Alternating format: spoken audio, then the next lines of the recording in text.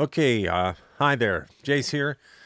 This is done session 12 of the track with the working title For Pete's Sake. And this is done session number 12. That means there's other sessions available for you to listen to on my YouTube channel that show this track growing to the point it's arrived at for today. So you can go back and take a look at those and see how this track has evolved if you'd like. You'll be learning a lot about how I arrange, how I put things together, the process I use. When I call these done sessions, that means that the decision has been made to release this track. One of two decisions has been made, either to release it or to not release it. This one, obviously, is on its way to release. 12 sessions in on its way to release. So let's dive right into it today and start from the start. The first thing that I do when getting ready to make some decisions is I do a direct listening session. Direct listening, as I've mentioned several times now, is the act of mindfully listening to the music without letting ourselves get carried away with thoughts, dreams, imaginative scenarios, or whatever else. When I feel myself wandering or my attention span wandering away, I gently pull myself back onto task of listening to what the music is actually saying, right down to the notes themselves if I can. I'm just trying not to think too hard about anything and just notice what is happening in the present moment. Okay? So I'm going to put this up, and when you see that, if you've been following these tracks, you can always fast forward to the end of the direct listening session. But as it applies today, you might want to listen up because I am going to be diving right into some arrangement techniques. Okay, let me get prepared here. Focus up.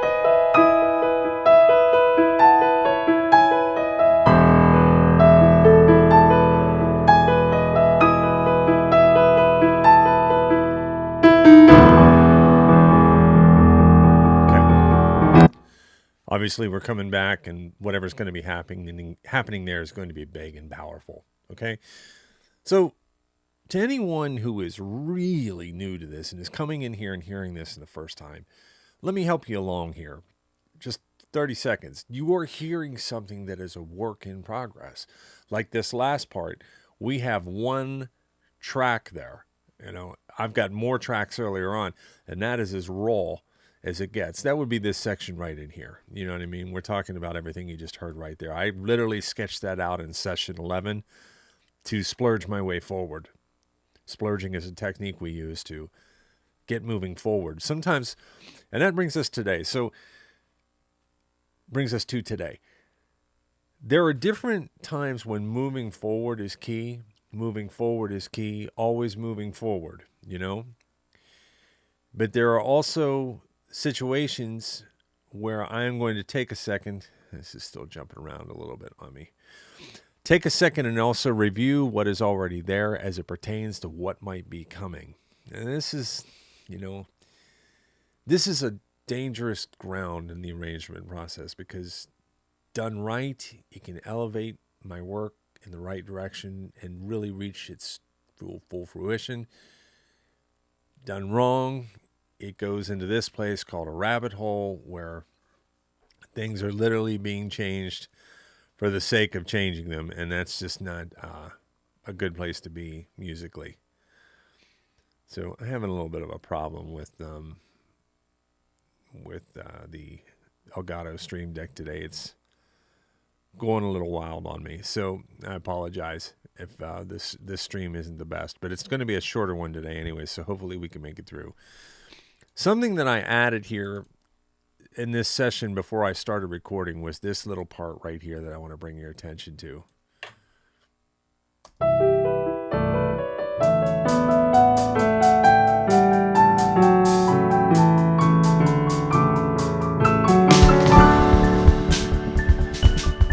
Okay, what is happening there is something called contrary motion, okay? And I want to try to see if I can, if there's any way. Bear with me, guys. This thing's giving me no end of trouble today. I would like to... Okay. Maybe I have to do it this way. In this section right here, I have two melodic lines that are going in two different directions. Okay? We have an ascending line and a descending line. Now, this is a trick that I use in arrangement. It's not something I invented. It's a tried and true way to, get, I would say, a compelling thing happening into an arrangement. It's, sometimes the lines go in opposite directions, and sometimes they would come, if you were reading it right to left, this way, they would be coming together. Of course, we're moving in this direction, so they're going apart. But,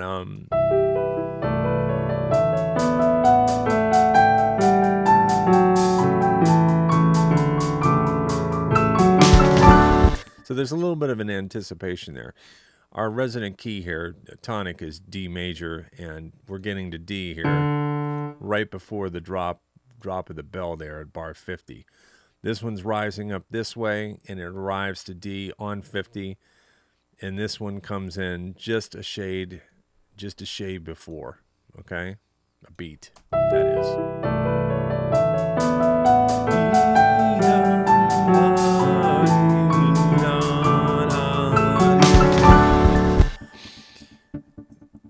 This got my attention when I came up with that, and that was a moment of, I guess, an inspired moment that orchestrations in my mind is getting ready to happen. This is a move that is fully benefited by orchestration, and when I see that happening, and I think to myself, well, where this piece is through here and where it is going, we're going for a big sound here. This is one of those times when I'm going to go ahead and give myself a green light now to go back here and, starting at the beginning, to make a few checklist items to get this fully opened up into what it can be that is, very close to finished. Very close to finished as far as arrangement is concerned. And also what's going to happen when we start this area of contrary motion that I just discussed. Right here.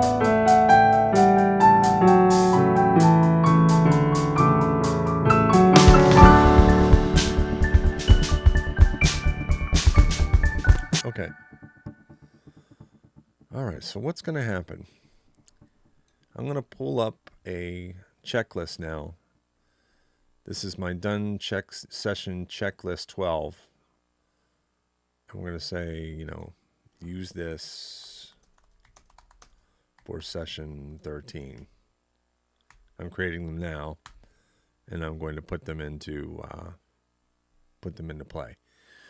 All right, now without listening over and over again, when I think about the opening of this track and what it can do, I'm thinking to myself that I don't think I want to tamper around here. So we talk about finishing things, we think like adding things. Well, you know what let's take a look at what I have. I have a lot of nice open space inside of there. We talk about the 3D space that these instruments have. It's not overcrowded. There's a lot of good, clean breathing air between what's happening down here on the piano and what's happening right around this area here, okay? I don't necessarily think I want to go in there and start adding instrumentation on top of that. Number one, it gives the piece someplace to go. If it's going someplace big is going to be defined by the difference between big and little. And if I make front big, then back is going to have to get bigger. Well, then it just turns into this thing, okay? This gets like that gets like that. This gets like this, that goes like that. This gets like this, that goes like that. There's nowhere left to go. You lose contrast and motivation stops, and it's back to this nonsense right here. Best just not to go there. Best just not to go there. But one thing I can do, okay, is some mix tricks that will add a little bit of sparkle or absolutely decimate what's going on there. So if I'm going to make a decision to do something, I'm going to decide to do something that I think has a very strong chance of doing something specific to enhance what's happening, okay? I think you get the idea. Okay, so for the opening, let's mix the piano using the piano-centric plugin and try to use a little more room mic on this piano, or reverb that is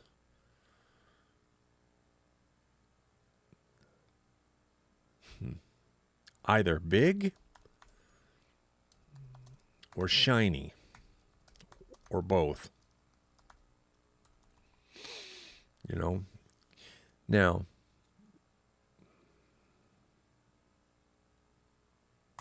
I also want to do a little experiment.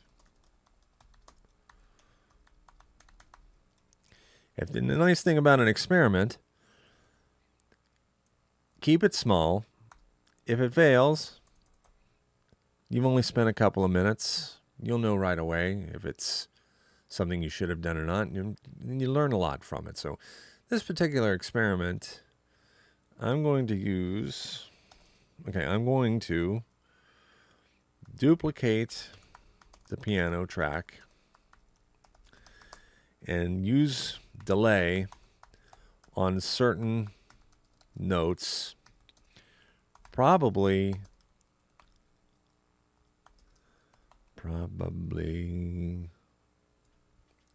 I can spell, I just can't see, and I'm really suck at typing. On certain notes, probably around the beat, that adds some sparkle and mystery and makes this piano move towards the background when the deep piano starts, resonant piano starts. Let me show you what I mean.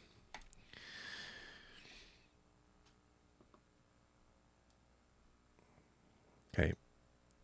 This is the opening piano I'm talking about.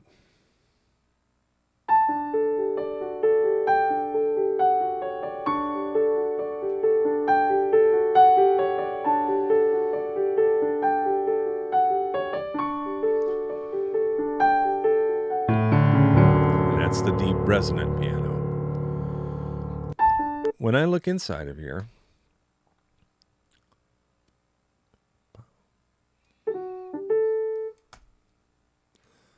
if I was to take and knock these out,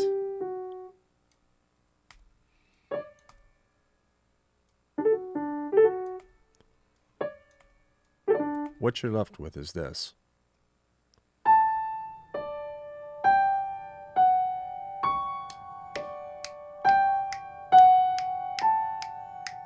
See that?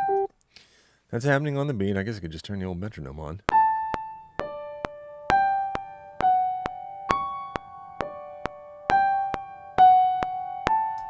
So I can put sparkle on those notes by doubling this line and sending these notes to reverb and deleting these notes out of the other line. It's a technique I use, sending those notes to delay. And sometimes you can do this with reverb. So this is, kind of like really what it is parallel processing, but it's in a more of a visual format that's letting me target certain notes. A lot of times when we think of delay effects and we think of reverb effects, we automatically start thinking automation. I really try in situations like this to use a parallel chain or a duplicate track because it allows me to pinpoint precisely and surgically exactly what note delay is going to strike. Because what happens is when you start using automation, you're clicking on, off, on, off, on, off. Sometimes that affects the tail of the notes. It can cause artifacts when you're clipping a machine on and off like that. They don't play nice all the time. You know what I'm saying? Okay. Let's keep moving here. All right. Carrying on.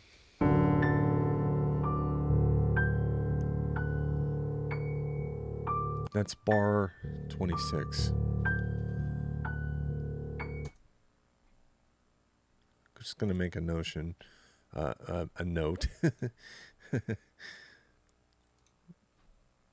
At bar 26,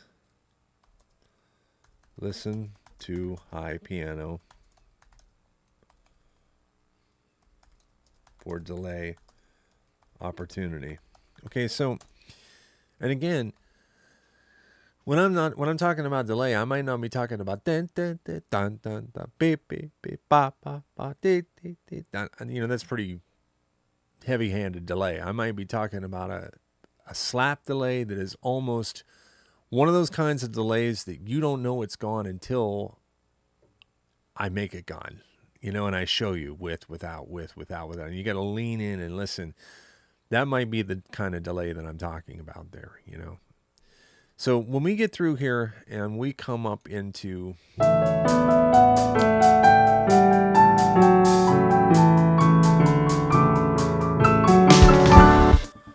this is where things get a little bit tricky for me.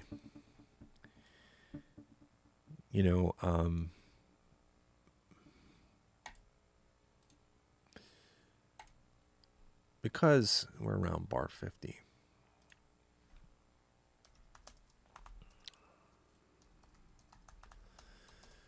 I could speculate what to try here and wind up picking something else entirely when my ears start to hear the orchestration happening before my very eyes and ears, I guess as it is to say. My guess is that Marcato style round bulb-like notes on the chordal structures,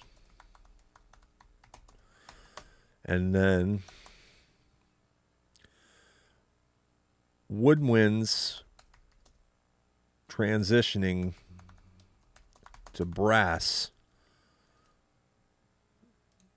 I'm not going to correct all these typos because I just don't have time. Transitioning to brass on the way down, and glassy strings or flutes or such on the way up. Okay.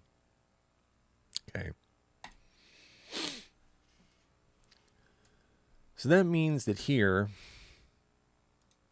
actually not there, here.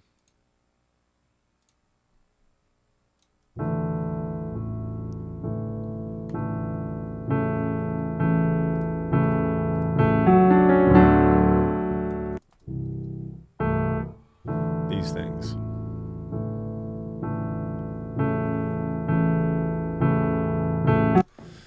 So, I'll use a horn as an example. It can go pa, pa, pa, pa, or violins or cello or whatever the case is can go down bow, down bow, down bow, or down bow, up bow, down bow, up bow, down, in a smooth, full,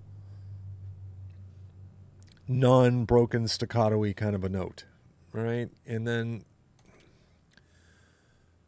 these rising things here.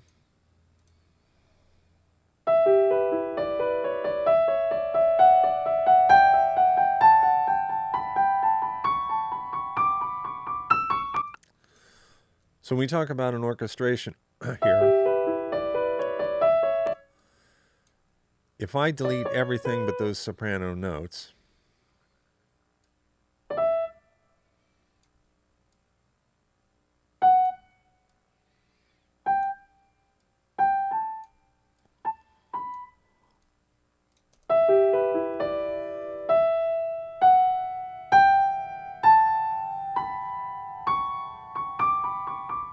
see how that happens? And then those other supporting notes that are happening underneath there might be handed to other instruments.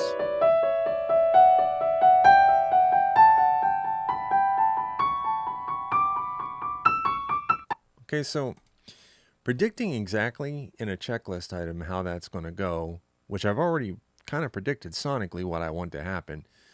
I don't want to get rigidly detailish because a much better instantaneous solution might present itself right there as I'm mixing these things. Because really, the best way I can describe this is it's like watercolor paint, okay? They use washes in watercolor. And what happens when you take blue paint in a wash and then you wash yellow paint on top of it? Okay, it turns green, you see? And then if you take that same blue paint and you put red paint on top of it, it turns purple. What happens when you then take the green and the purple and mix them together? If you can't answer that question right off the bat with sound, which I can answer that 2 or 3 levels deep, but what happens is the one which precedes affects the 2 or 3 down the road that are going to happen. So if I change something here, then that progression changes there. So this is the nature of arrangement, and this is what I'm talking to you about in an arrangement today, is why I'm kind of bringing this up to you. So next session, I'm going to start tracking.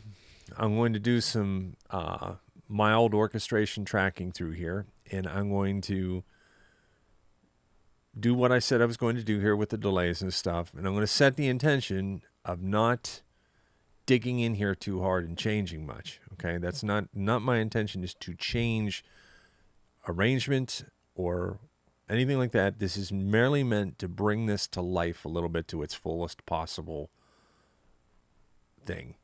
And that's where that is to stop. Okay. Setting that intention. Okay. So I'm going to call it quits on session 12 and pick it up in session 13, where we see if this plan works. Let's keep our fingers crossed.